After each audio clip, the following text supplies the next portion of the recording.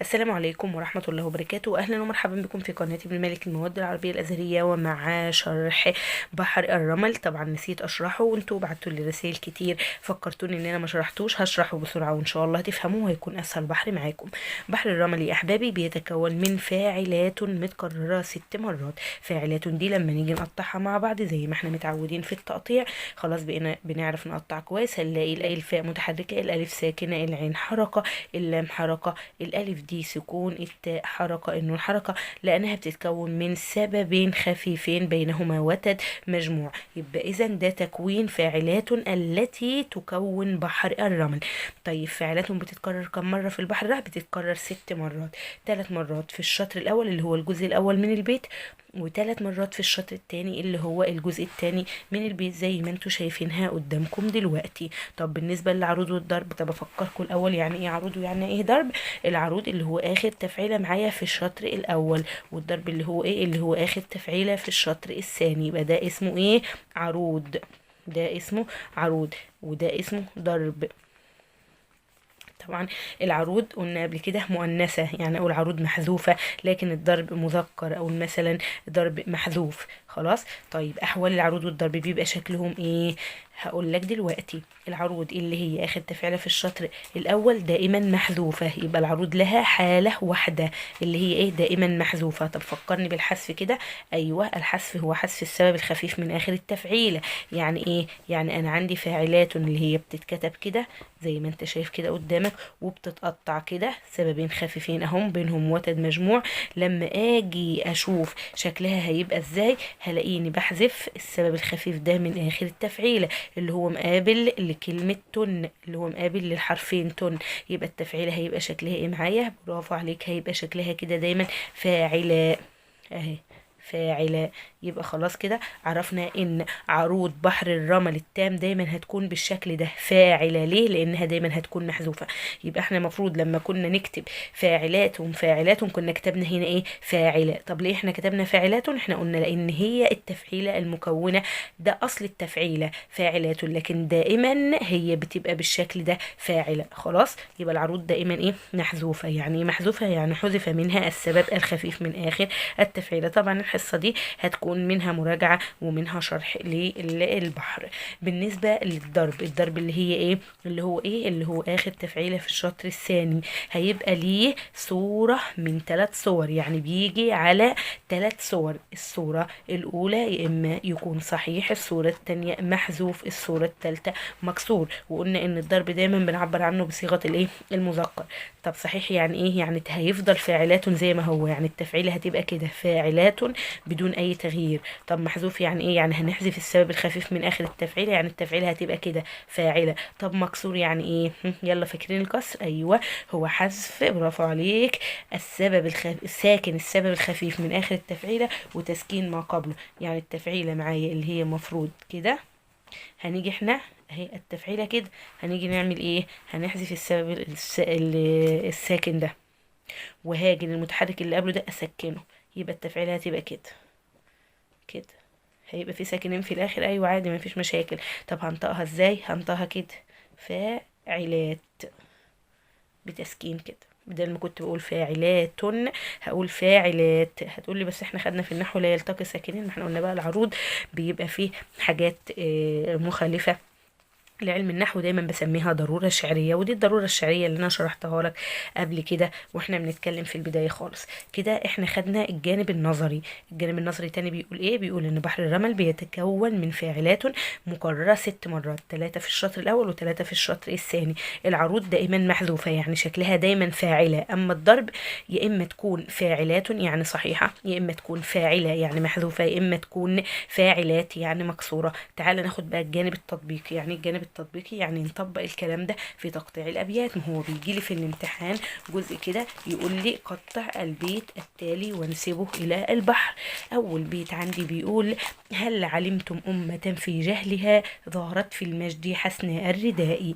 ادي البيت قدامكم اهو. يلا تعالى بينا نقطعه بقى مع بعض واحده واحده زي ما احنا متعودين، وانا عارفه ان انتوا ما شاء الله عليكم بقيتوا اشطر مني في التقطيع، لانكم خلاص احنا بقى لنا سنه مع بعض بنقطع وتعلمنا نقطع ازاي.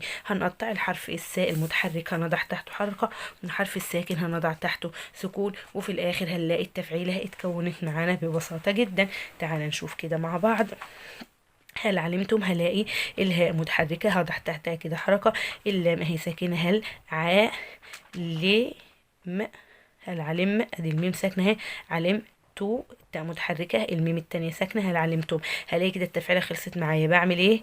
برافو عليك، بشد خط وبكتب التفعيلة تحت التقطيع. هكتب ايه؟ هكتب فاعلات. في مشاكل؟ لا مفيش مشاكل خالص. طب تعالى نشوف اللي بعد كده. بيقول لي أمة، أمة، بلاقي الميم ديت، بلاقي الميم أولا مشددة معايا هيت وأنا ماشي، فعرفت أنا قبل كده إن الحرف المشدد بحرفين، الأول ساكن والثاني متحرك، يبقى الأول هلاقي الهمزة دي مالها متحركة، يبقى هضع تحتها حركة. طب الميم قلنا مشددة، يبقى الأول ساكن والثاني متحرك. وبعدين تاء، التاء دي مالها متحركة اهي، بس في مشكلة إن التاء دي عليها تنوين، يبقى أحط للتنوين سكون. خلاص. أمة في، أمة في، يبقى الفاء متحركة والياء ده اهي ساكنة. هلاقي التفعيلة خلصت معايا ببساطة جدا، هشد خط واكتب اسم التفعيلة تحت اسم التفعيلة اللي هو ايه؟ اللي هو فاعلات. خلاص مفيش معايا اي مشاكل خالص، الدنيا بسيطة معايا لان انا بقيت بعرف اقطع. يبقى هل علمتم فاعلات، أمة في فاعلات. فاضل عندي كلمة جهلها، اقطع كلمة جهلها زي همشي مع التفعيلة ببساطة خالص، زي ما انا عارفة في جاء الجيم متحركة، في جه الهاء ساكنة، جهلي اللام متحركة اهي، الهاء متحركة، الالف ساكنة، خلاص خلصت التفعيل. بس انا ينفع اكتب فاعلات؟ لا، ما انا هلاقي السبب الخفيف اللي كان هنا اتحذف، يبقى هحذف اللي قصاده وهكتب ايه؟ فاعلاء. ليه؟ لان التفعيله دي كان اصلها كده فاعلات، هنا كان سبب خفيف، انا عملت ايه؟ حذفت السبب الخفيف، يبقى هحذف اللي قصاده في التفعيله، فبعد ما كانت فاعلات بقت فاعله. طيب دي اسمها ايه؟ اخر تفعيله في الشوط الاول دي اسمها ايه؟ اسمها عروض، اسمها عروض. يبقى انا استنتجت ايه دلوقتي؟ ان العروض ايوه محذوفه. برافو عليك. محذوفه يعني ايه؟ يعني من حذف منها السبب الخفيف من اخر التفعيله.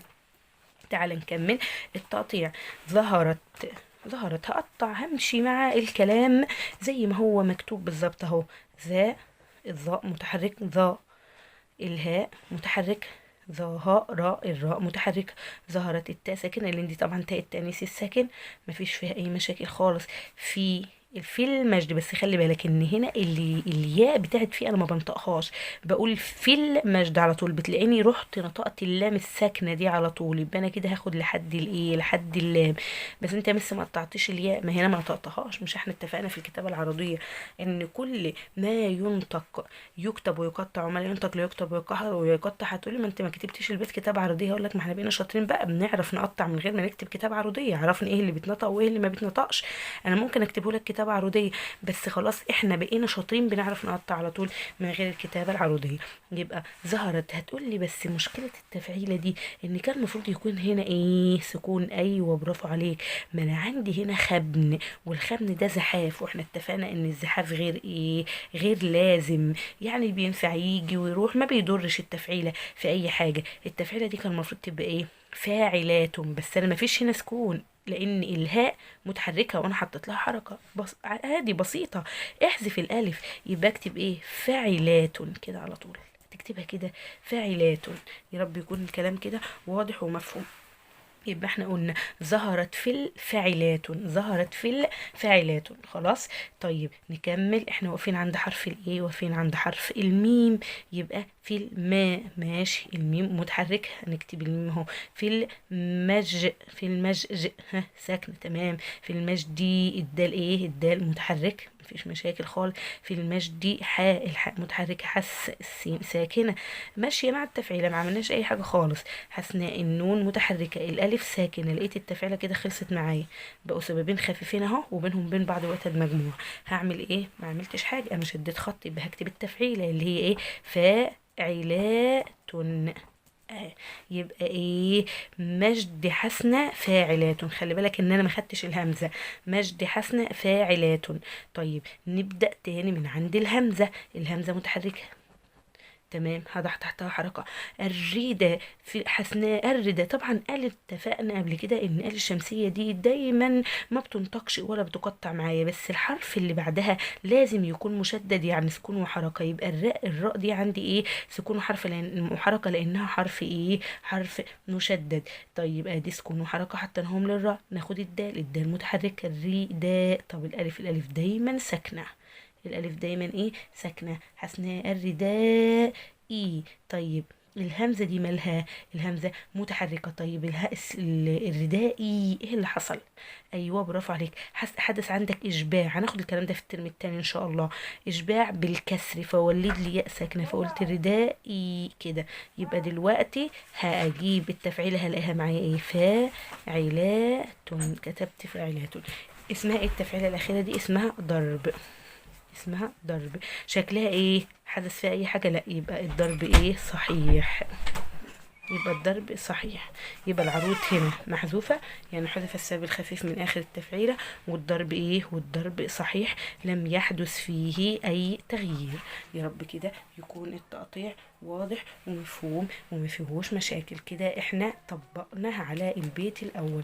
المفروض بقى انا اسيبك تطبق لوحدك، لانك انت كده خلاص بقيت شاطر، بتعرف تقطع لوحدك عشان ما نطولش وقت الفيديو. طب هقطع معاك التاني بسرعة، ونخلي لك التالت تقطعه لوحدك علشان ما اطولش عليك. يلا قول معايا. ليت. ايوه اللام متحركه، الياء ساكنه. ليت. التاء متحركه، هي الهاء متحركه. ليتهن. النون ساكنه. الدال ايوه متحركه. التنوين طبعا نون ساكنه على طول زي ما احنا حافظين، التنوين بيبقى نون ساكنه. يبقى ليت هندا. اسمها التفعيلة اسمها فاعلات. يبقى هكتب له كده فاعلات. التفعيلة دي فيها اي مشاكل؟ لا، ما فيش اي مشاكل، تفعيلة صحيحة. عامة هي ما تعنينيش حتى لو كان فيها اي زحاف، ما دام هي ليست في العروض ولا في الضرب يبقى ما فيش مشاكل معايا. نبدأ بعد كده ناخد من عندي انجزتنا. نشوف كلمة انجزتنا. الهمزة همزة القطع دي متحركة، ان. النون ساكنة، ان. جاء. الجيم متحركة، ان. جاء. ذا. الزاي متحركة، ان. جاء. ذات. التانيث طبعا ساكنة. النون متحركة. الألف دي مالها؟ ساكن. دايما الألف ساكن. مالها التفعيلة؟ سببين خفين وتد مجموع، يبقى فاعلات. شد خط ونكتب اسم التفعيلة تحت. فاعلات.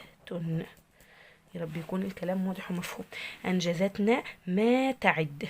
ما تعد. هنقطع زي ما احنا ماشيين. ما الميم متحركة، ادي الألف ساكنة. ما. تا. ايوه. عي.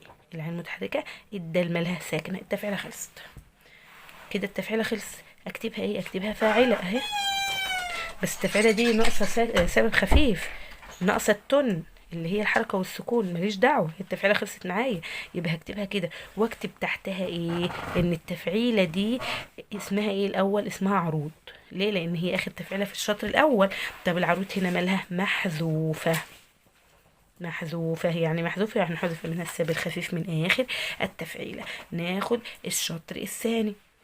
نقرأ بردوشات. طبعا اتفقت معاك قبل كده من أول ما بدأنا إن مادة العروض مادة رائعة جدا، وبتعتمد على النطق الصحيح والتذوق الشعري. يعني أنا أنطق صح يبقى أقطع صح خلاص. وده احنا بنقطع اهو من غير ما نكتب كتابة عروضية. يعني تقريبا دي أول حصة بقطعها معاكم من غير كتابة عروضية، لأنك أنت خلاص بقيت مخضرم بقى في التقطيع، ما عادش عندك مشاكل إن أنت تقطع أي بيت.